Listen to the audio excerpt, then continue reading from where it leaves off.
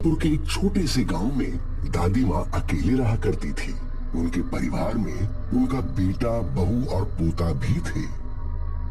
राजेश, रमा और विनय तीनों शहर में रहते थे। पापा, इसी छुट्टी में हम लोग दादी माँ से मिलेंगे, गांव जाएंगे, है ना? देखते हैं बेटा, ऑफिस में छुट्टी मिलेगी तो हम पक्का जाएंगे।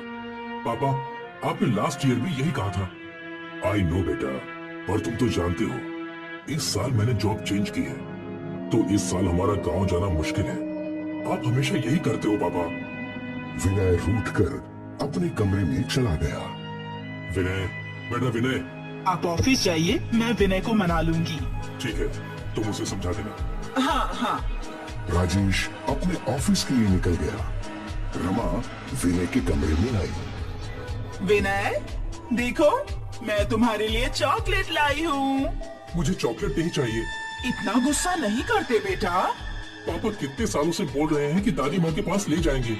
हाँ बेटा, मुझे पता है कि तुम दादी माँ को मिस कर रहे हो। तो आप पापा को बोलिए ना, मुझे दादी माँ के पास ले जाएं। हाँ, मैं कोशिश करूँगी, पर पक्का नहीं बोल सकती। पर फिलहाल अगर तुम चाहो तो मैं तुम्हारी बात दादी माँ से करवा सकती हूँ। हाँ, उन्हें फोन लगाइए ना। रमा ने अपने मोबाइल से कॉल लगाया। दादी माँ की पड़ोसन ने फोन उठाया। अरे दीदी, आप सरिता देवी जी से बात करवा देंगी क्या? हाँ, अभी जाती हूँ उनके पास। ये लो, अभी दादी माँ आएंगी और उनसे बात करो। कुछ ही देर में बूढ़ी दादी माँ ने फोन उठाया। हेलो विनय बेटा। हाँ दादी माँ, आपको कैसे पता चला कि मैंने ही कॉल किया होगा? मुझ बूढ़ी को तुम्हारे अलावा कौन कॉल कर सकता है बेटा? एक तो ही तो है जिसे मेरी फिक्र है। दादी माँ, आप कैसी हो? मैं बहुत अच्छी हूँ। तू कैसा है? तेरी पढ़ाई कैसी चल रही है? मैं अच्छा हूँ और पढ़ाई भी अच्छी चल रही है। दादी माँ, इस बार भी पापा मुझे आपके पास नहीं ला रहे हैं। बोल रहे थे उन्हें छुट्टी नहीं है। पापा हमेशा ऐसा ही करते हैं। कोई बात नहीं बेटा। पर मुझे आपसे मिलना था, आपकी कहानियाँ सुननी थी। तो एक काम करते हैं कि मैं ही तेरे पास आ जाती हूँ। आप सच में आओगी दादी माँ? हाँ, तू अपने पापा को बोल दे मेरे टिकट्स करवाने। अरे वाह, अब तो बहुत मजा आएगा। आप यहाँ आने की तैयारी कीजिए दादी माँ, मैं आपका इंतजार करूँगा। ठीक है मेरे लाडले। नन्हा विनय और दादी माँ दोनों खुश थे, क्योंकि जल्द ही वो एक दूसरे से मिलने वाले थे। यहाँ विनय अपने घर में चिल्लाने लगा। दादी माँ आने वाली है, दादी माँ आने वाली है। अच्छा, पर कब? वो पता नहीं। दादी माँ ने बोला है पापा को बोलूं टिकट करवाने के लिए। वाह, ये तो बहुत अच्छा है। पापा, आपने दादी माँ का टिकट करवाया क्या? मैंने एजेंट को बोला है, हो जाएगा। दादी माँ भी अपने पोते के पास जाने की तैयारी कर रही थी। अरे, मैं तो पापड़ निकालना ही भूल गई। विनय को पापड़ बहुत पसंद है। पापड़ का डिब्बा अलमारी के ऊपर रखा था। दादी माँ एक स्टूल पर चढ़ गई। उनका हाथ डिब्बे तक पहुँच नहीं रहा था। वो कोशिश करती रही और उसी चक्कर में उनका संतुलन बिगड़ गया और वो गिर गई। माथे पे गहरी चोट आने की वजह से उनकी वहीं मौत हो गई। अगली सुबह जब उनकी पड़ोसन उन्हें उठाने आई तो दादी माँ को खून में लथपथ देखकर वो चीख पड़ी। दादी माँ की मौत पर सभी लोग गांव आए। दादी माँ, दादी माँ, आपको क्या हो गया? राजेश और रमा विनय को संभालने की कोशिश कर रहे थे, पर विनय को गहरा सदमा लगा था। उसे अपनी दादी माँ से बहुत लगाव था। उस रात सब लोग सो गए, पर विनय को नींद नहीं आ रही थी। वो घर में यहाँ वहाँ घूमने लगा। अचानक उसने देखा कि दादी माँ की कुर्सी हिल रही थी और उस पर दादी माँ बैठी थी। दादी माँ, दादी माँ।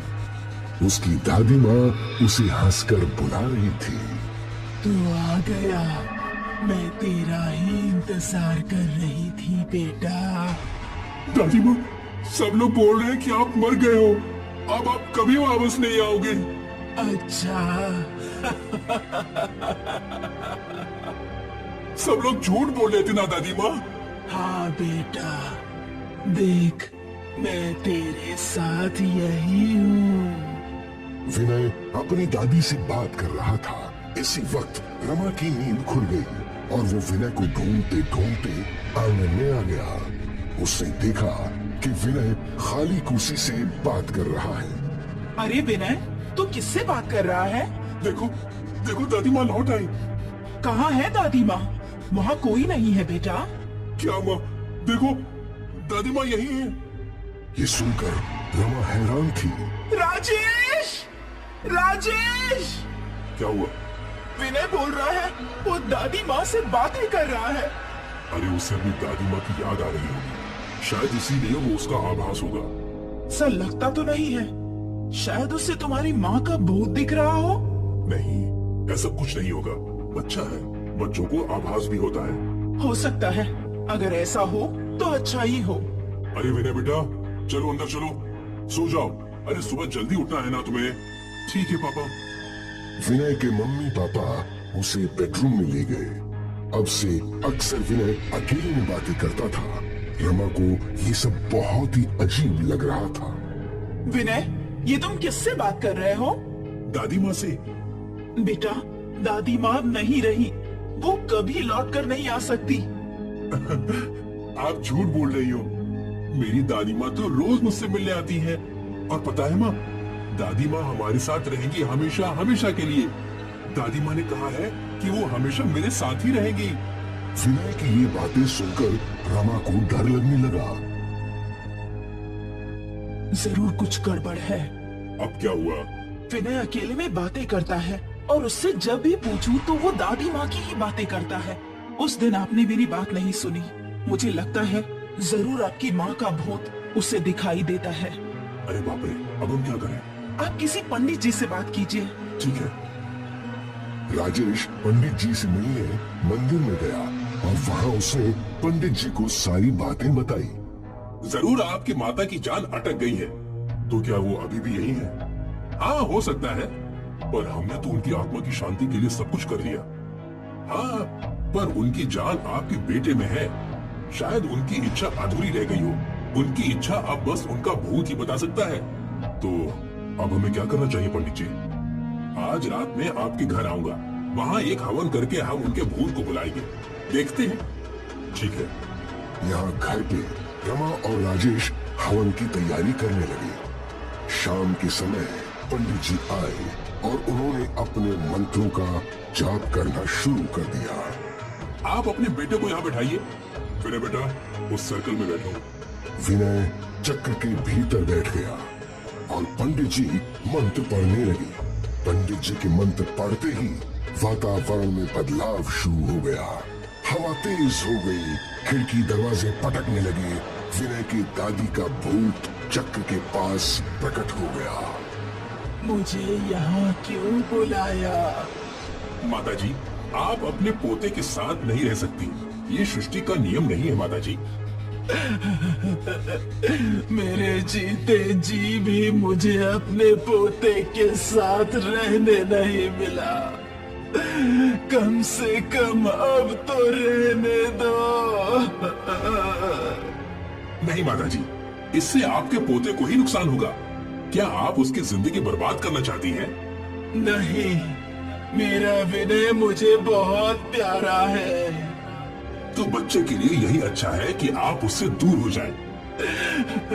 ठीक है, आज से मैं कभी विनय को दिखाई नहीं दूंगी, ना ही उसे मेरे होने का एहसास होगा। माता जी, आपको मुक्ति स्वीकार करनी होगी।